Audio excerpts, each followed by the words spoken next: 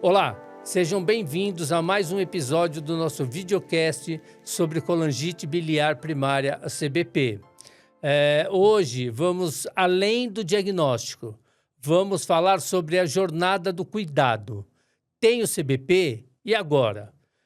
Discutiremos a seriedade da doença, as opções de tratamento e, o mais importante, como você pode assumir o controle da jornada da sua saúde. Para essa conversa essencial, continuamos com o nosso time de especialistas e vozes inspiradoras. A médica hepatologista, doutora Débora Terrabuio, a também hepatologista, doutora Vivian Reutemann, e a coordenadora jurídica e advocacy da Casa Hunter, que trata a perspectiva essencial dos pacientes e famílias que convivem com doenças e condições raras de saúde, doutora Andréa Bessa. Nesse episódio, vamos falar sobre o impacto da CBP e a importância do tratamento.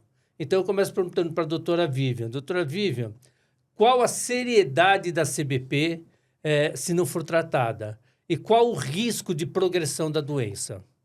Então, como nós falamos no primeiro episódio, e relembrando, a CBP é uma doença autoimune que causa uma inflamação das pequenas vias biliares, que são condutos que vão conduzir a bile. O que acontece? Esse processo inflamatório, quando perpetuado, ele gera um mecanismo de cicatrização do fígado que torna o fígado mais rígido. E isso, ao longo dos anos, faz com que o paciente evolua para o que a gente chama de cirrose, né?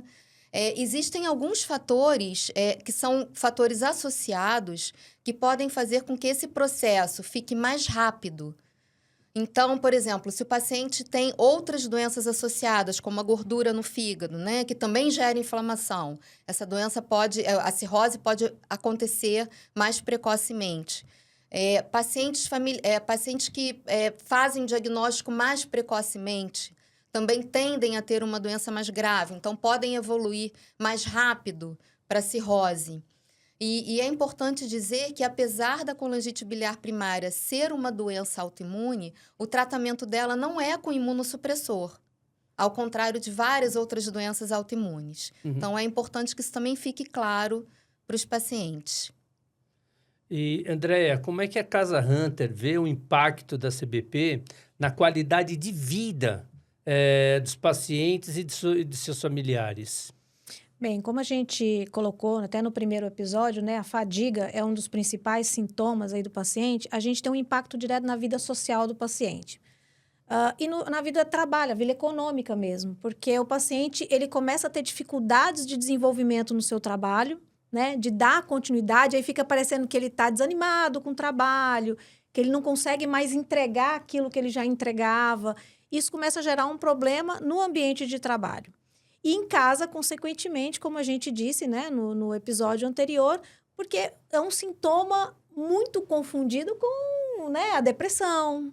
Você está deprimido. Ou então, você não está conseguindo levar seu trabalho a sério, não está conseguindo ir para frente no trabalho porque você está deprimido, cansou, né, fadigou desse trabalho. E, na realidade, não é. É uma condição, né? É um sintoma da doença.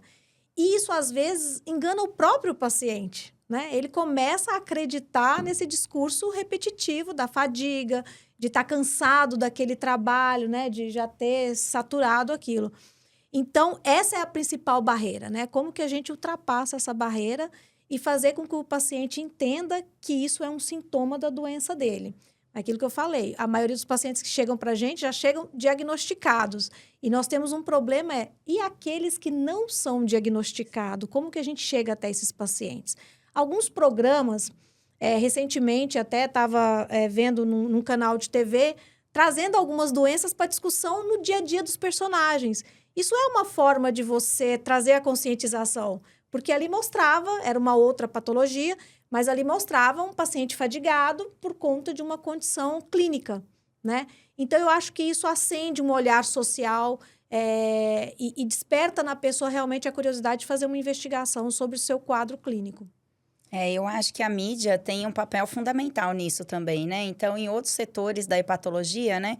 Por exemplo, alguma novela que aborde a questão de transplante hepático, daí o número de doações aumenta, né? Então, daí a importância desse videocast que a gente está fazendo hoje e também da gente tentar divulgar, tanto na atenção primária de saúde, com os médicos que têm o contato com o paciente, né? Outro sintoma muito comum é o prurido, a coceira. Então, de tentar envolver todas as especialidades e difundir o conhecimento da doença, né? Uma especialidade que a gente não falou é a psiquiatria, né? Porque muitas Sim. vezes esses pacientes eles vão ser hipertratados de forma errada. Porque é difícil você diferenciar o que é fadiga do que é depressão. Então, acho que a gente precisa envolver também os psiquiatras. Sim, bem que lembrado. geralmente não pedem exame, né? Sim, Então, e assim, Tem um outro problema, aquele gente. deprimido que não melhora nunca, né? Sim. Você não para de Sim. aumentar a dose de remédio. fica trocando Fica remédio. trocando remédio, chega na dose máxima e nada melhora. E às vezes o remédio também causa lesão no fígado. E aí que o diagnóstico fica mais difícil ainda, né? E aí a gente tem um outro problema para esse paciente que muitas vezes também, quando já está diagnosticado, vai procurar aposentadoria. Ou aposentadoria não. Ou uma licença auxílio. médica, um auxílio, doença, né? Por conta que não consegue trabalhar, né? Processo de fadiga. E ele simplesmente, por ser uma doença invisível, ou seja, até chegar o olhinho amarelado, até chegar essa condição, né? Ele não consegue esse auxílio e também não consegue desenvolver seu trabalho. Então, também quero falar que muitas vezes, né, esse paciente já está tratando e o tratamento melhorou, às vezes até normalizou os exames dele, mas a fadiga persiste. E daí o médico perito olha, nossa, olha, os exames do fígado estão normal, o olho não está amarelo. Exatamente. O senhor não tem nada, filho, vai trabalhar. Então, assim, por isso que é importante, né? A gente esclarecer o paciente e mesmo fazer um laudo médico falando, olha, o paciente tem fadiga, é um dos sintomas, não tem relação com o olho amarelo, nem se o exame está melhor ou se está pior. Isso também é importante mencionar. E a maioria dos tratamentos que a gente tinha disponível até agora não tratava esse sintoma, então não adianta achar que porque ele está tratado e o fígado melhorou, que então o sintoma ia se resolver. Exatamente. E acaba sendo um paradoxo, né? Porque o que a gente não quer? Que o paciente fique cirrótico. Então, a gente não quer que ele tenha ascite, que é água na barriga. A gente não quer que ele fique amarelo. A gente não quer que ele tenha varizes no esôfago, que tenha sangramento. E, na verdade, é só quando o paciente chega nesse estágio que as pessoas em volta percebem que existe uma doença ali grave, né? Importante. E que daí talvez a fadiga seja disso, ele pode ter o seu auxílio depois de 30 anos de evolução da doença. Quando é mais difícil de tratar, né? Porque o que a gente quer é tratar precocemente para o paciente não chegar nesse estágio e porque o tratamento precoce, ele tem mais resultado. A resposta é muito melhor. Então, realmente, a gente tem que mudar isso. E diante disso, então, quais são as opções que existem de tratamento e o que há de novo para esses pacientes? Então, até pouco tempo, né, a gente não tinha muitas opções, né? Tem alguns tratamentos que já são bem estabelecidos na literatura, que o uso dessa medicação retarda a progressão da doença, melhora a inflamação, retarda a perda, a destruição dos dutos biliares, faz com que, como a Vivian mencionou, uma doença crônica, né? Mas o que a gente quer é que a progressão dessa doença seja mais lenta, né? Que o paciente fique mais tempo sem sintomas, que ele demore mais tempo para desenvolver a fibrose no fígado, né? Então, até pouco tempo, a gente não tinha muitas opções terapêuticas, né? E mesmo essa opção, que era mais padronizada aí para tratar todos os pacientes, a gente ainda tinha aí 4 em cada 10 pacientes não melhoram os exames só com essa medicação. E até pouco tempo a gente não tinha nenhuma medicação que tratasse a coceira, nenhuma medicação que tratasse a fadiga. Então, a gente ficava um pouco limitado no que a gente poderia ofertar para o paciente, né? Mesmo as medicações que já estavam bem estabelecidas e disponíveis para tratamento da coceira, por exemplo, que a gente tem vários guidelines, né, de hepato, de dermatologia, falando sobre o tratamento da coceira no paciente com colangite biliar primária, né? Eu diria que das drogas que estão lá nesse guideline, a gente não tem acesso a quase nenhuma. Quase nenhuma. Né? Então, isso é um tem... problema, né? Além do paciente ter um sintoma que é incapacitante, a gente sabe o que fazer, a medicação não está disponível e a gente ainda tem aí 5 a 10% dos pacientes que não respondem a esse fluxograma todo que a gente tem para tratar a coceira. Então, acho que talvez agora a gente tem novas medicações que foram aprovadas recentemente, até aqui pela Anvisa, no Brasil, que tratam a coceira, que tratam a fadiga e que a gente espera que essas novidades cheguem de uma forma rápida para que esses pacientes que não melhoraram com o tratamento inicial, que não normalizaram o fígado ou que têm coceira e que tenham fadiga, que eles tenham acesso a essa medicação, porque hoje a gente tem muito pouco a oferecer para os pacientes e as drogas que a gente consegue disponibilizar, que o SUS fornece para esse paciente, são as que menos melhoram a coceira, né, Vivian? Você quer completar? Não, eu queria lembrar que a maioria, esse tipo de coceira não responde anti-histamínico, né? Então, o que a gente vê no consultório é a maioria dos pacientes chegando com anti-histamínico, né? E assim, os médicos das outras especialidades também não entendem que o anti-histamínico não vai resolver a coceira, né? Então, acho que isso é uma coisa importante também. E isso que a Débora falou, da gente não ter acesso a medicamentos que efetivamente poderiam ajudar, é bem claro até na medicina privada, né? A gente não consegue, às vezes, medicamentos que são de primeira linha para prurido colestático, que é esse prurido por acúmulo de bile. Às vezes, nem o paciente que tem dinheiro para comprar o remédio consegue achar o remédio nas farmácias. Então, é bem complicado. Não é de comercialização fácil. Sim, e assim, não é uma medicação que o paciente vai usar um mês, e daí mesmo que for caro, eu vou comprar, porque é só um mês, daí eu tô curado. Não, é uma medicação de uso contínuo, é uma medicação crônica, às vezes não tem na farmácia, tem várias drogas que ficaram desabastecidas no mercado. E mesmo quando ele tem no mercado, o preço também não é acessível. Como eu mencionei, a droga de primeira linha só foi incorporada no Sistema Único de Saúde em 2019. E ainda hoje a gente tem dificuldade de acesso à medicação em alguns estados.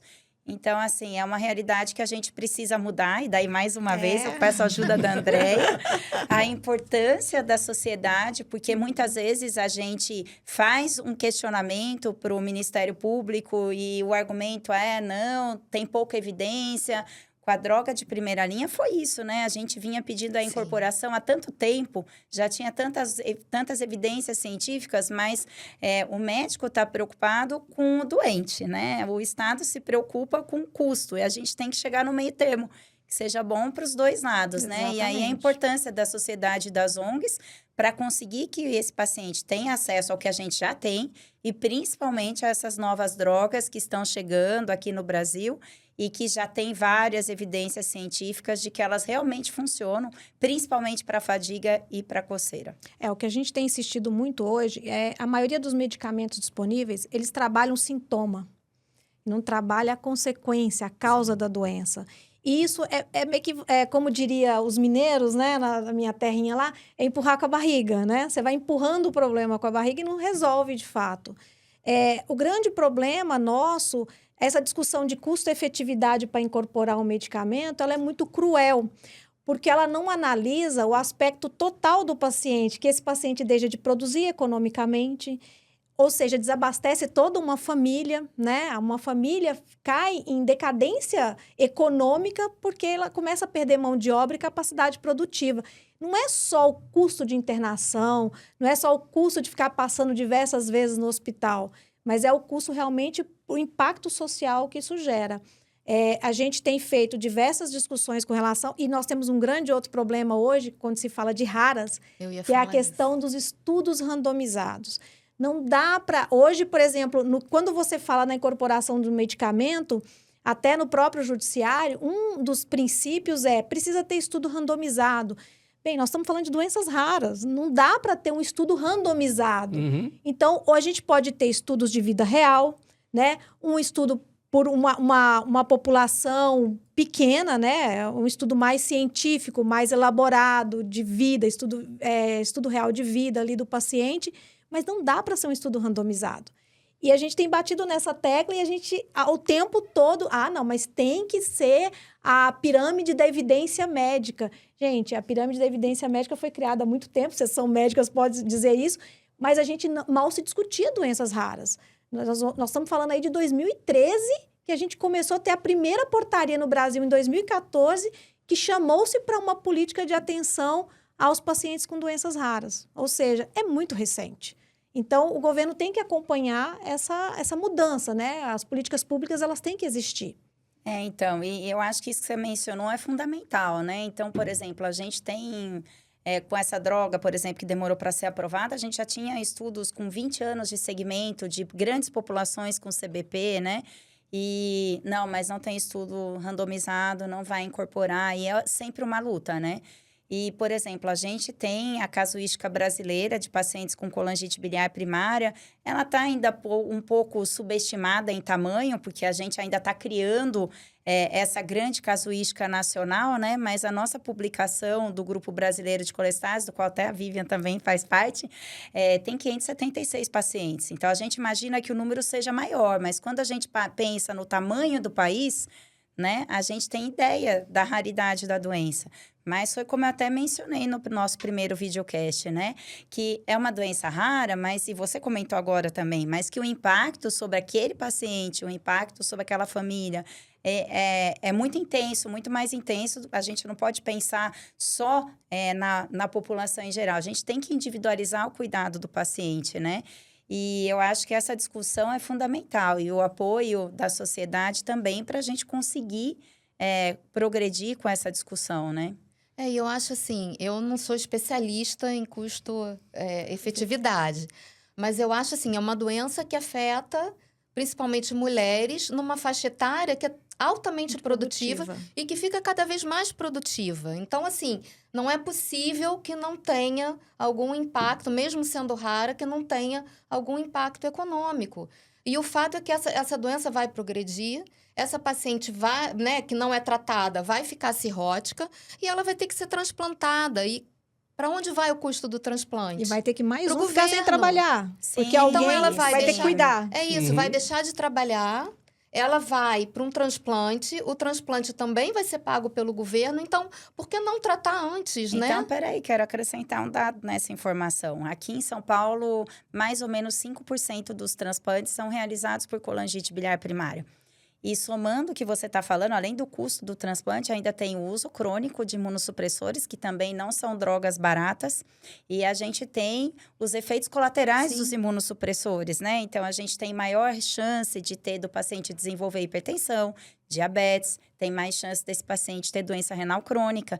Então, a gente tem não só o custo do transplante, dos imunossupressores, mas do tratamento dos efeitos colaterais dos imunossupressores. Então, a impressão que eu tenho, às vezes, é que a gente está enxugando gelo, né? Sim. A gente está deixando de tratar numa fase inicial para tratar lá no final, porque acha que isso vai trazer uma economia, mas, na realidade, esperar traz todo um gasto adicional que muitas vezes não entra nesse custo, nessa avaliação de custo-efetividade. Que deve ser até difícil de se analisar, né? Sim, com certeza. Porque são muitos anos aí de acompanhamento. Exatamente. E, Andréa, diante desse cenário, né, quer dizer, como que associações de pacientes como a Casa Hunter pode apoiar essa jornada aí de empoderamento e diálogo com os profissionais da saúde e também com o governo? A Casa Hunter tem alguns pilares de atuação, né? Um, que é direto ao paciente, que é o acolhimento ao paciente. E outro pilar é o pilar de políticas públicas, o advocacy em políticas públicas. O nosso papel é o quê? Fazer a análise de tudo o que acontece com esse paciente e tentar transformar isso numa política pública. E aí é trabalho de formiga mesmo, gente. É ir atrás, bater em porta. Eu lembro quando a gente começou lá em 2013, que você visitava deputados, senadores, mas o que doença é essa? Nunca ouvi falar, entendeu? Então, essa conscientização, primeiro, olha, pra você ver, a gente tem que começar a conscientização onde já era para ter nascido a política pública, nós temos que fazer esse trabalho lá. Né? Nós temos que fazer essas pessoas que estão hoje governando, criando a política, criando a legislação, nós temos que fazer eles entenderem quem são esses pacientes, que eles existem e que nós não estamos falando de um paciente. né? Nós estamos falando de 13 milhões de pacientes, né? E nós não estamos falando de uma doença rara, nós estamos falando de 9 mil doenças raras. E na sua maioria não tem tratamento. Então, as que tem, nós não vamos fazer nada? Né? Então, assim, é desesperador, é algo que precisa ser chamado a atenção. Então, nós temos que qualificar, nós temos que trabalhar lá em cima para poder fazer com que eles entendam que essas doenças existem e fazer com que eles trabalhem políticas públicas. Melhorou? Avançamos. Até um tempo atrás, a sociedade civil nem sequer participava da Conitec.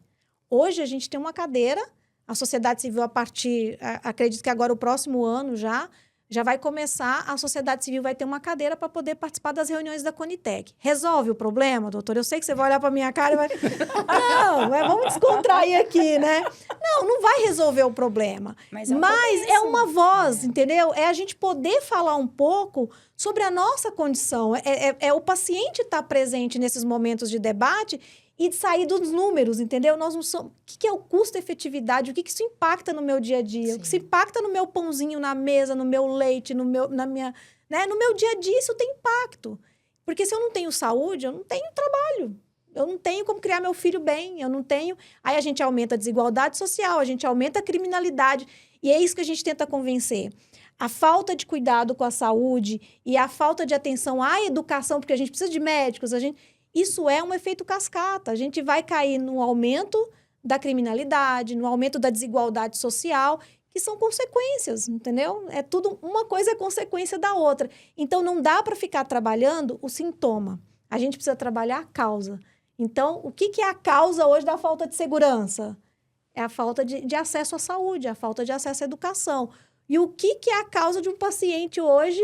É a falta de um medicamento correto. Eu não vou ficar trabalhando com medicamento, não pode falar o nome de medicamento, né? Mas aquele que toma gotinha de dor lá, entendeu? Eu não vou ficar tomando gotinha na boca para resolver, porque eu tô com a dor de cabeça. Eu tenho que resolver qual que é a dor, né? Qual que é a causa dessa dor e não o sintoma dela. Então, a gente tem insistido muito nisso, fazer o tratamento na forma correta, com um profissional, com conhecimento, com uma jornada correta, né? E não ficar 5 anos rodando aí sem saber sequer o que você tem. E pior, muitas vezes, o paciente ele é impedido de ter acesso ao que ele poderia fazer para tratar. Por exemplo, em São Paulo, a gente tem uma resolução que o médico não pode prescrever. Sim. Se o medicamento não for incorporado na lista do SUS, sim, o médico não pode prescrever. Aí eu digo, né, aproveito as doutoras aqui para fazer o questionamento. Se você sabe que existe um tratamento, você não pode dizer para o seu paciente que isso existe? Isso não seria... Então, assim, a gente tem várias barreiras para... né? Para serem quebradas, né? Para serem quebradas. Não é uma coisa tão simples. Mas a gente começou. Isso aqui hoje para a gente já é um grande passo. Perfeito. Estamos chegando, então, ao fim do nosso episódio. Eu gostaria que a doutora Vivian deixasse a sua mensagem final para as mulheres, né, que nos assistem, sobre essa questão de assumir o papel ativo no seu cuidado com a CBP. Eu acho que o principal, primeiro, é ouvir o seu corpo, né? Então, se você tem um sintoma, tem fadiga, tem coceira, tem que entender por que tem esses sintomas e não pode ter vergonha de tê-los, né? É importante buscar a causa e o tratamento. E em sabendo que tem a doença, é importante exatamente isso, ter um papel ativo, né? Sempre questionar, inclusive, seus médicos, de como está sendo feito o tratamento, quais são as perspectivas futuras, quais são as possibilidades terapêuticas, porque acho que só assim, realmente, a gente consegue progredir junto. Uhum. Perfeito. Doutora Débora, de forma objetiva e clara, como é que a gente pode responder algumas perguntas que são as mais comuns sobre a doença? Primeira delas, CBP tem cura? Não, CBP não tem cura, mas a gente tem hoje drogas que podem retardar a progressão da doença, drogas que podem tratar os sintomas que ela provoca, mesmo em estágio precoce. Então, é importante ter o diagnóstico, né? Mas, infelizmente, ela não tem cura. Mas as drogas que a gente tem hoje, elas vão postergar o desenvolvimento dos sintomas e mesmo a necessidade de transplante hepático. Quais são os exames que detectam a CBP? Então, a doença pode ser diagnosticada de uma forma simples, com a dosagem das enzimas hepáticas, particularmente a fosfatase alcalina, como a doutora Vivian já mencionou. E o grande marcador dessa doença é um exame laboratorial, que ele é disponível mesmo na rede básica de saúde, que é o anticorpo antimitocôndria, né? Ele está presente em aí 95% das pacientes que têm o diagnóstico de CBP. Então, é um exame de fácil acesso e o médico, mesmo da atenção primária, pode solicitar esse exame. Nem sempre a biópsia é necessária, a gente sabe que a biópsia é um exame menos acessível, nem sempre ela é necessária, só para alguns casos específicos. Tendo a fosfatase alcalina e o antimitocôndria alterada e o antimitocôndria positivo, a gente já consegue fechar o diagnóstico. E eu posso ter CBP sem sentir nada?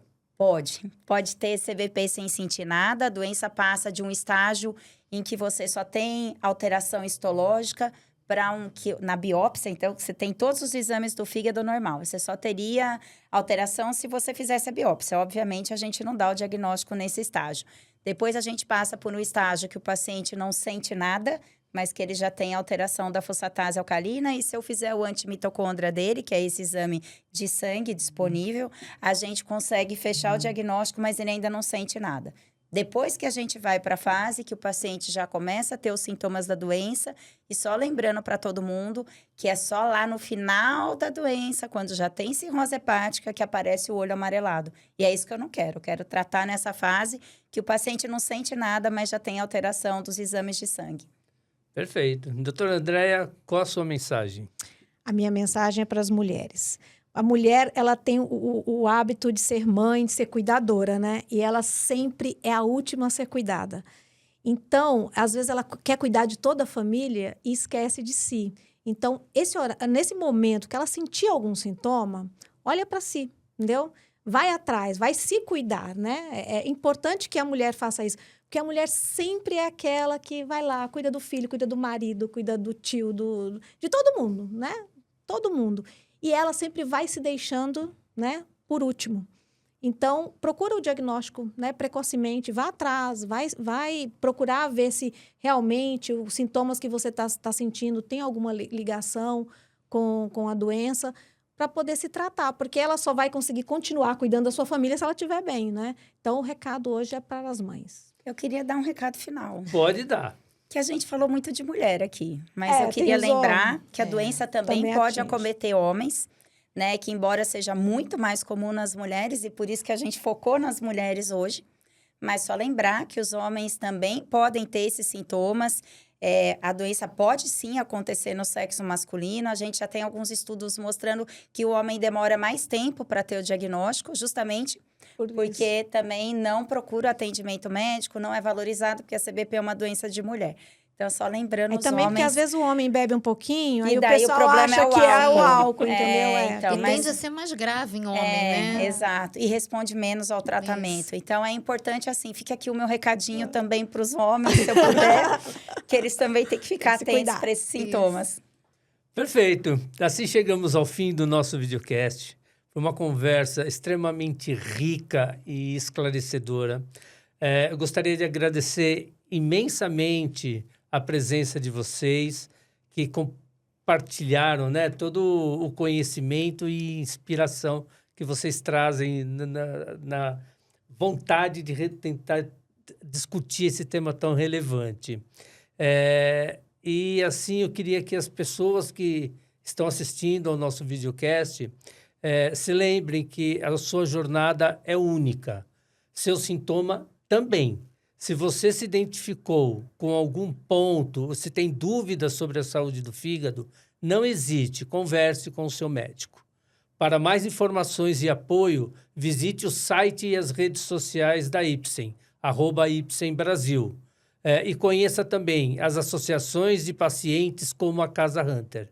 Muito obrigado a todos que nos acompanharam e não se esqueçam, cuidar de si é o primeiro passo por uma vida plena. Até a próxima.